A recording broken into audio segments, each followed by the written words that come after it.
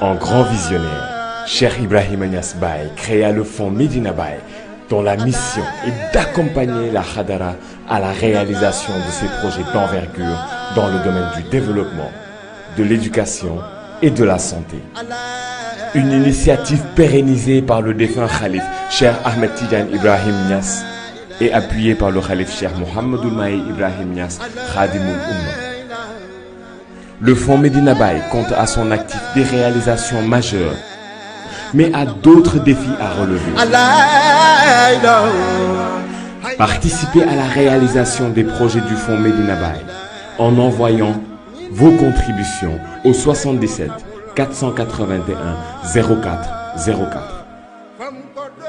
Mbëggeel ak cofeelu taalibe xidma moo koy jëmmal. Un véritable levier financier ou la banque de la Fayda. Le fonds Medina Baye, un outil créé par Baye Niass avec des objectifs essentiellement orientés vers les besoins des disciples, mais surtout de la cité religieuse. Le fonds Medina Baye est une initiative qui a été lancée par Maulana Cheikh al-Islam El Hadj Ibrahima Niass en 1972. L'objectif était de prendre en charge la réalisation et le financement des besoins durables de la Faïda Tijaniya. Et cette initiative a été pérennisée par les différents khalifes qui se sont succédés au niveau du Khilafa de Medina Baye jusqu'à El Hadj Cheikh Ahmed Tidiane Ibrahim Niass qui l'a fortement redynamisé et Maulana Cheikh Mohammedoul Mahi Khadimoul Umma qui appuie le fonds Medina Baye. Voilà plus d'un demi-siècle que le fonds a été créé par Cheikh al-Islam. Et c'est en 2019 qu'il a été redynamisé par Cheikh Ahmed Tidiane, le défunt Khalif. Un déclic qui est aujourd'hui à l'origine de nombreuses réalisations.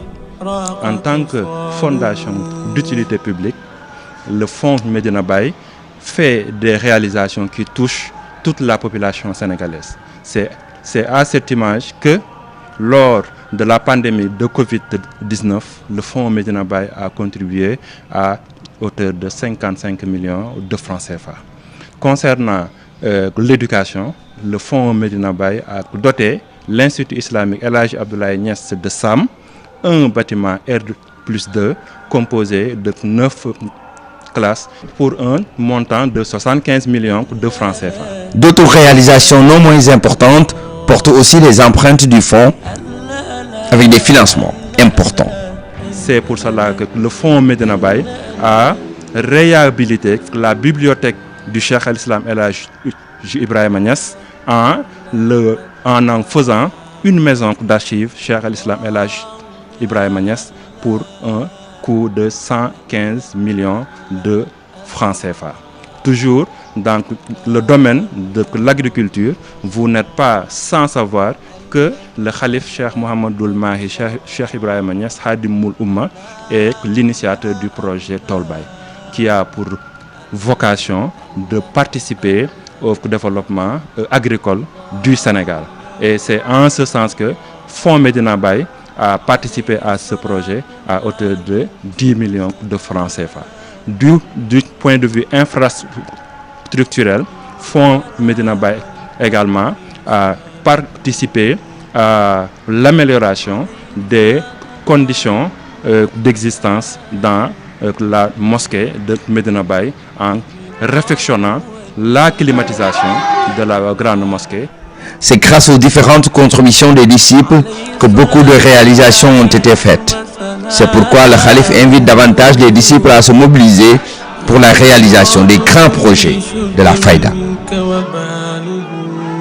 wa ala alihi wa sahbihi wa wala mbokk yi seetaan ci adduna bi yëpp ñu ngi nuyu képp kenn ci turam ak jëmmam di ziar xalifa bi ziar imam porte-parole ak mboolem yi njabooti Mawlana Cheikh al-Islam Hadj Ibrahim waaye di jagleel ziar gu jagoo al xalifa Cheikh Ibrahim Cheikh El Hadj Abdoulaye Cheikh Ibrahim Cheikh El Hadj Abdoulaye imam Taïba Niassène mi nga xam ne tey moo jiite njabooti Cheikh El Hadj Abdoulaye di jaaree ci buntam di ziare mboolem njabootam njabooti jëmm yeeg roxo yi ak njabootu roxo yi yëpp képp kenn ci turam ak jëmmam di wax ne tey ñi ngi dellu di ànd ak mbokk yi fépp fu ñu mun di nekk ci àddina bi ci fuglu ziyaare alxalifa Mawlaay Cheikh Alhaaj Abdallahi Cheikh Ibrahim andi ceeg yéen tey jii ñu ngi ci kër alxalifa Mawlaay Cheikh Alhaaj Ahmadu Cheikh Ibrahim radiallahu anhu mi nga xam ne bu